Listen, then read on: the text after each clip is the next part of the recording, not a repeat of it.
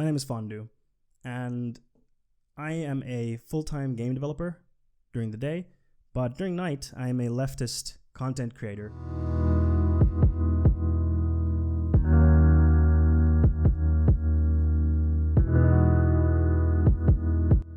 Hi there, Fondue here. Are you tired of the world currently not focusing on the working people and their well-being? Are you tired that there are people, which could be yourself included, that have to struggle to make ends meet, to pay rent, to pay bills, and even to pay for food?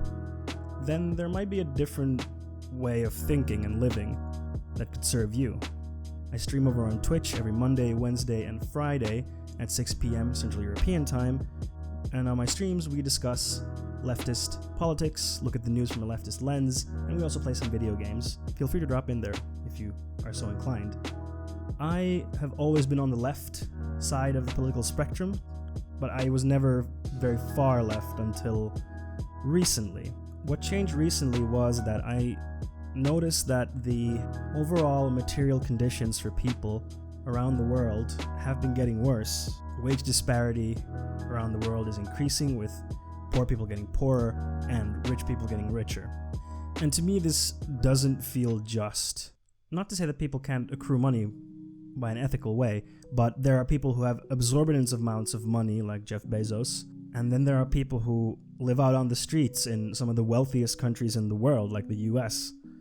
And I don't think that's just, and you might agree with me on this, or you might not, but think of it this way.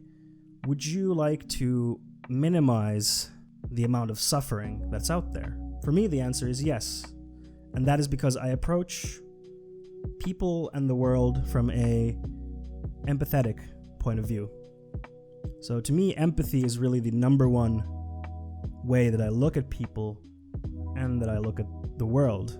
And I want to make a distinction between empathy and sympathy. Sympathy is typically when you feel bad for someone. You see someone who is struggling to pay ends meet and you think that's unfortunate, or oh well, that feels bad, I guess. But with empathy, the difference is that you feel, or you have the capacity to imagine what they are feeling. So if you see someone stressing, not being able to pay rent or buy food, you're able to understand or imagine what that stress feels like. And because I view things in this lens, I want to decrease the amount of pain and suffering that there is in the world. And I think this can be done, although it is difficult, for sure. And you might be thinking, well, that's just how the world is. There are imbalances. And while true, we can still look to decrease those imbalances where they cause a lot of suffering for people. Wouldn't you agree? And the way that we can decrease this suffering is, in my opinion, through leftism. And it encompasses many different ideologies. It's kind of an umbrella term. Within leftism, you have social democrats, democratic socialists, anarchists, and yes, even communists. Although the way that communism is presented in the world is not always very all-encompassing. We only see a very small snippet of it. But that's a topic for a different time. My point is that in leftism, we start focusing on giving support for the people that need it. You know, the poor, minorities such as people of color, sexual minorities, disabled people, etc. And we focus on the well-being of all people, not just these groups that I mentioned, but of all people. And how do we get there? Well, we of course focus more on funding social programs like healthcare, mental health care specifically. We should increase that, schooling, etc., etc. And by this, we improve the baseline, the general well-being of everyone. Of course, another component of this, how do we fund all of this, is through taxing. Now, you might have differing opinion than I do about taxing, but in my mind, the people who earn more should be taxed more because they can afford it. And because from them we can get bigger amounts of taxing that can be used to fund people who are less fortunate, who do not have as much money. And that's how we can fund all of these things.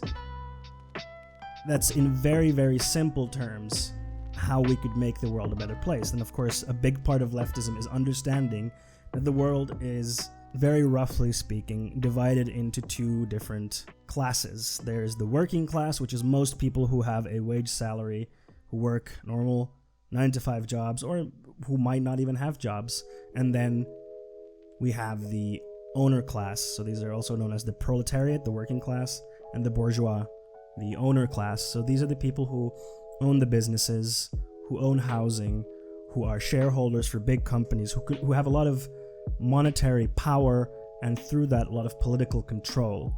And the idea is to take power away from these people and give it to more widely to the working class through different types of organization.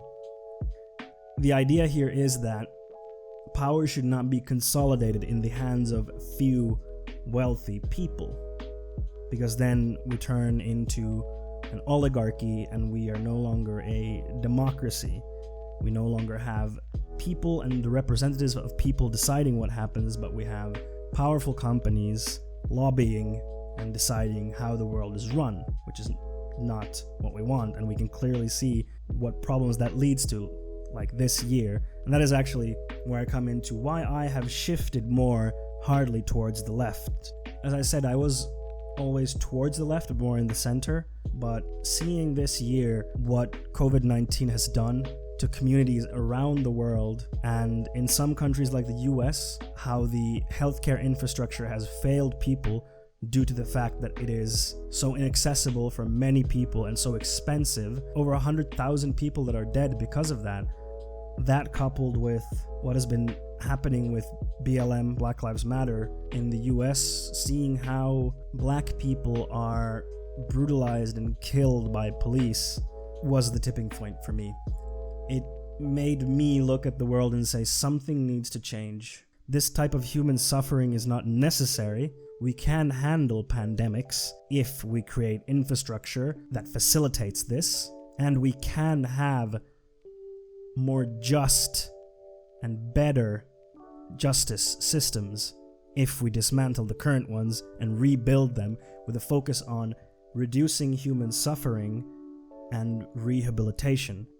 This year has been very rough for myself, and I'm for sure for you as well. This year has been isolating, damaging, mentally and physically for people, and financially. I'm in a lucky position where I can work from home, but many people have lost their jobs. There are over 20 million people currently jobless in the US, and many are on the verge of eviction from their homes, which shouldn't happen under a pandemic like this. So I've had enough of this system where rich people are getting richer and poor people are getting poorer. This needs to change. Of course, you might feel that, well, this is just how the system is. How are we supposed to do anything? How can we change anything since we are just individual people? Luckily, we, the people, have the power. Nothing would function in this world if you and I don't work to make it function.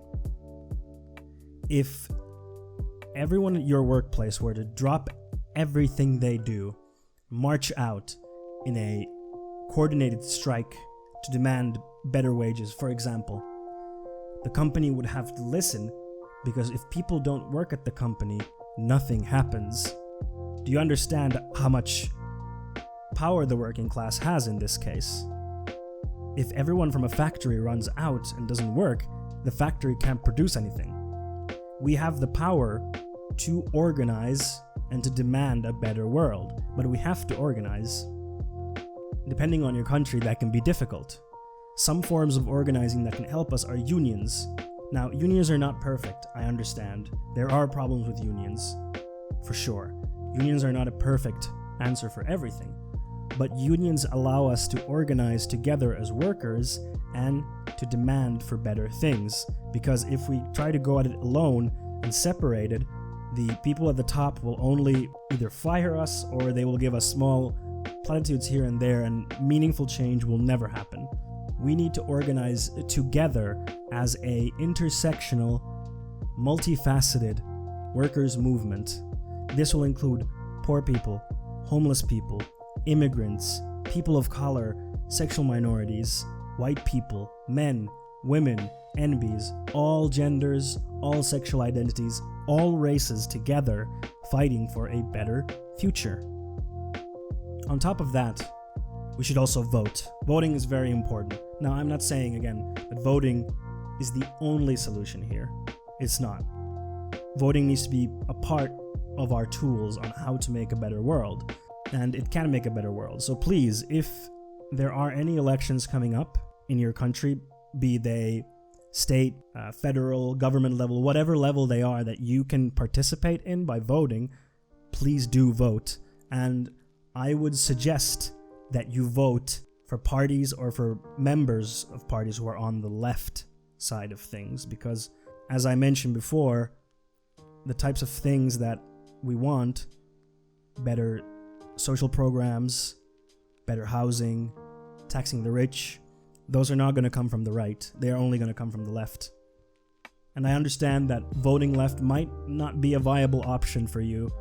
For example, in the US election now with Biden and Trump, there really is no left option. But I think in these cases, reducing harm becomes an important part of the process. So I would say Biden is, while not a good option in any sort of way, will do less harm than Trump. That is not to say Biden will do no harm, but he will do less harm. But understand that when politicians are saying that immigrants are the problem or poor people are the problem, they are trying to distract you from the fact that they are benefiting from the current political structure, from the current economic structure, and we want to change that for a better future. The current system that we have won't change unless we demand change for it. Change won't come from the top, out of their generosity. Sometimes it might, but big, sweeping change like that will not happen. We have the 40-hour work week because it was fought for by labor movements. Children no longer have to work because that was fought by labor movements. You have free weekends because of labor movements. These types of movements that demand for change can make change possible. Understand that the people who we're up against are not other working class people. They're not minorities. They're not immigrants. They're not poor people or homeless people. The people who we're going up against are the bourgeois, the big corporation owners, the big corporation shareholders who want to keep the status quo as it is to maximize their profits.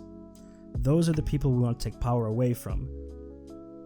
There are already people around the world fighting these fights to make the world a better place. These are the people that know the best the injustices of our current system, and they are at the tip of the spear on pushing change forward. So if you can find those people in your communities or organizations that focus on making their lives better, those can be where you can start to find people who want to build a better future for everyone. This is why I want to be a leftist. This is why this is important for me, because I believe that we can build a better world, that we can make this a better future for ourselves, that we can have a better life for everyone. And the world seems like a very scary place right now. COVID has brought in a lot of uncertainty, a lot of challenges. You might have even lost people to it. How could we have a better world when things are so bad? But together, by building together, by doing things together, we can have a better world. Remember that you are not alone and that you can be a part of making a better world. We are here to support each other so that we don't have to be alone, so that we don't have to struggle alone or in small groups with our problems. This is a global phenomenon of making the world a better place, and we're all in this together.